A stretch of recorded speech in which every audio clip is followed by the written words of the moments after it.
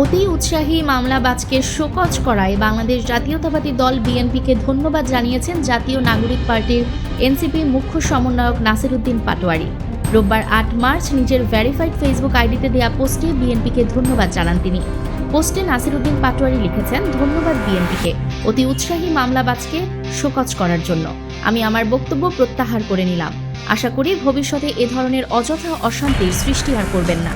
এর আগে বিএনপির স্থায়ী কমিটির সদস্য ও প্রধানমন্ত্রীর রাজনৈতিক উপদেষ্টা মির্জা আব্বাসকে নিয়ে মানহানিকর বক্তব্য দেওয়ার অভিযোগে ৮ মার্চ নাসিরউদ্দিন পাটোয়ারির বিরুদ্ধে আদালতে মামলার আবেদন করেন বিএনপির রমনা থানার সভাপতি আশরাফুল ইসলাম। এরপর একই দিন নাসিরউদ্দিন পাটোয়ারির বিরুদ্ধে মামলা করায় বিএনপি নেতা আশরাফুল ইসলামকে কারণ দর্শানোর নোটিশ দিয়েছে বিএনপির কেন্দ্রীয় কমিটি। আশরাফুল ইসলাম ঢাকা মহানগর দক্ষিণ বিএনপির রমনা থানা শাখার আহ্বায়ক কমিটির সভাপতি। নিউজ ডেস্ক, দৈনিক অন্যধারা।